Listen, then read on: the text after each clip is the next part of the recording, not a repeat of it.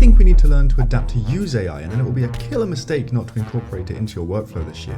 And I think that using AI art is literally the worst thing you could possibly do. It should be illegal. It steals from people. Yeah, okay, get out of it. Microsoft is making it very clear that AI is here to stay. Hold on, don't just silence me like that. This is a fascinating topic you might not have heard every side to. Pros and cons. And let me tell you, there are some major cons. We have DALL-E and Stable Diffusion producing text to 2D images. Other AIs producing sketches or text to 3D models too in a fraction of the time it would take to produce it yourself. ChatGPT is writing good code. Not great yet, but pretty good code. And it's only going to get much bigger and much better as GPT-4 rolls around this year, which we'll come back to later. Don't just take my word for it though. All of these game dev YouTubers are proving that game development can be made so much easier and faster with AI. And something that isn't talked about as much, but is equally as impressive, is something like GitHub Copilot, which uses an AI to improve your own code as you write it. At the end of the day, AI is just a tool. But when has humanity ever not implemented a new tool that would improve productivity? Once people get used to the convenience of an AI image generator, will they be willing to let it go?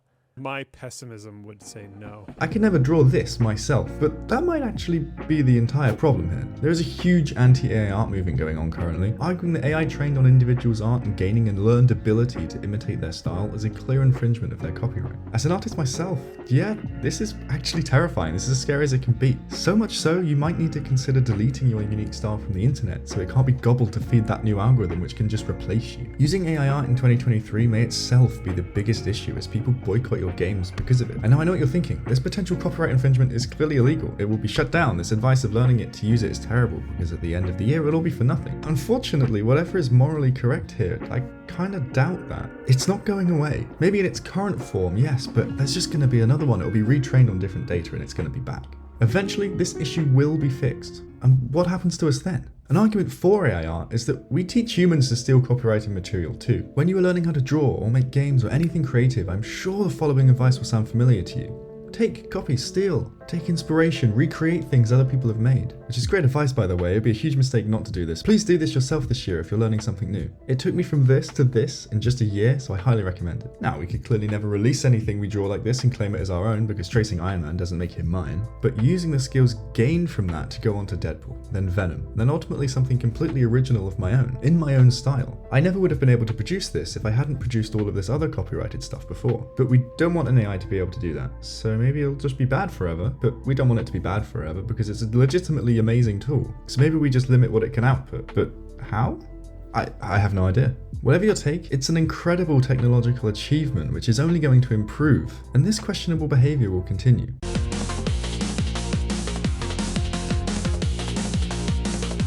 Microsoft certainly believes so anyway. They just spent another $10 billion on OpenAI. And you won't believe this, but they plan to throw it all in the bin. Sorry, wait, no, they throw it into Bing with a G. Would be the catalyst for probably the biggest and best creative opportunities we've ever had, and it would be insane not to use it if it's done ethically. Just think with me of a future where we need an answer to a coding problem. Instead of having to dive through Stack Overflow or a tutorial for 10 minutes long or an ad-filled page, just ask Bing, which I never thought I would say, ever. Get a detailed AI answer that steps you through everything without the hassle, and then go over to the Images tab, which is now populated by DALL-E or some equivalent with copyright-free open art, which I can just use in my game. Especially because GPT-4, the thing that ChatGPT runs on, is coming very soon. It's a massive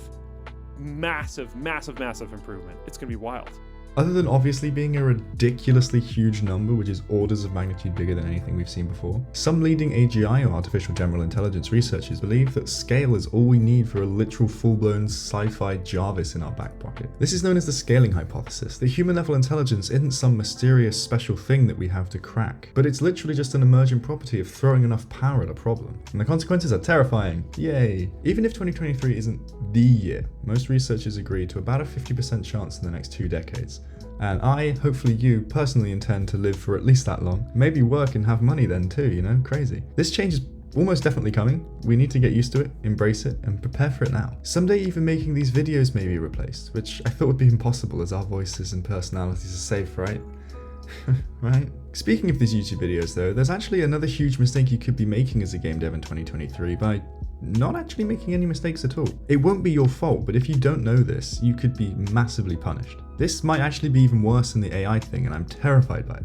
Us game devs might not want to think about anything other than programming and getting better at polishing, but your game is dead in the water if it gets buried by 1,000+ other Steam releases that week too and you make no money. Especially with this flood of AI games coming soon. How can humans fight back and win against this though? My favourite way to market my games for free is using YouTube and social media. You're watching this right now, it's proof it works at least a little bit. Go play Seamless by the way, shush. So how do you do it too? Step 1 is to stop and breathe. Putting yourself out there is an incredibly scary thing. I'll come back to how to overcome it later, but I want to show you my journey over a year and why you should never give up if you're feeling like a failure. You aren't, I promise you. In fact, the only way you could fail is to close this and stop making your game forever because you think you've already failed. Please don't. I'd love to try and help you because the reason I know you aren't is that I thought I was too. Here are my lifetime views on YouTube. Nothing, literally nothing, for ages, years, and then woof, Seamless comes along, 70,000 views out of nowhere, sending 15,000 people to play my game. Remember how you almost quit, or did quit that Dream Game project last month? What if that was here for you? It can take years, but it will pay off eventually. Sure, 70,000 isn't huge, and then there's a lot of people with a lot more than this, but I mean, this is life-changing for me. That's crazy. Just like Jutech here, the developer of Nebula, 6 months of posting consistently to get 230 wishlists on their Steam page. Then boom, they get picked up by Splattercatgaming with over 800,000 subscribers from their sheer determination and willpower to keep consistently posting without getting any results. This boosted the success of this game by over 1,000% in a few days. It's undeniable that hacking YouTube in your favor can have exponential returns here, so we want our games to be played on YouTube. Unfortunately though,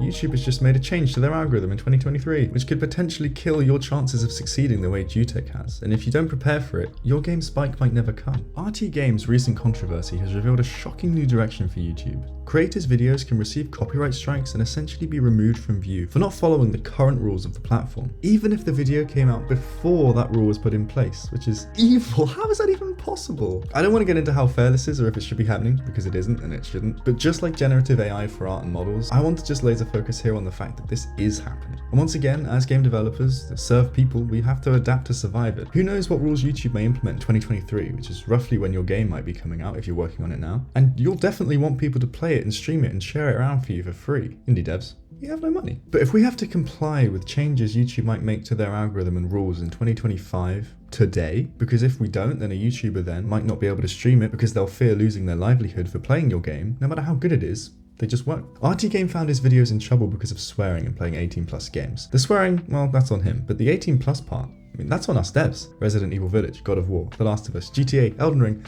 are just potentially gone from YouTube. Granted, these are all AAA games, I admit, but I think a lot of us take inspiration from amazing games like this and adapt them into our own creations. You might be thinking this doesn't apply to you, but what if YouTube changes the rules again and now it's everything above a 16 rating is demonetized? Knocking out Spider-Man, Final Fantasy, Star Wars, or takes it further and bans any game with potentially too heavy themes like depression in Celeste, morality in Undertale, or anxiety in Amori. This would be a huge knockout blow for a lot of us for sure, so be careful, please.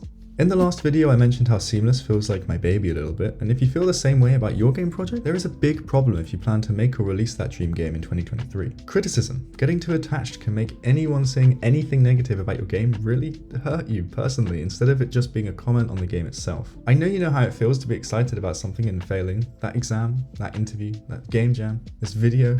It's crushing and it sucks, and can lead to demotivation, procrastination, and I've personally killed projects because of this before, which I regret to this day. So how do we make sure we don't feel like that when it really matters to us? The Steam page of our indie game. The key is to remember that everyone in this community is giving you feedback out of a genuine kindness and desire to make your game better. They want to see your game 1% better than it was before they played it. And it's going to feel like a personal attack sometimes, but I promise you it's not. Getting this feedback allows you to feed it back. Never realized that's why it's good feedback before I hate myself. And feed it back into your game and make it slightly better. If you get enough feedback, then imagine how good your game could get if you do this 100 times. So here are 4 more secret game dev tips no one will tell you about, all focused around just this, making your game better, to get feedback and how to use that feedback to improve on it. Oh, and also how to avoid nearly getting sued into poverty. Let's go!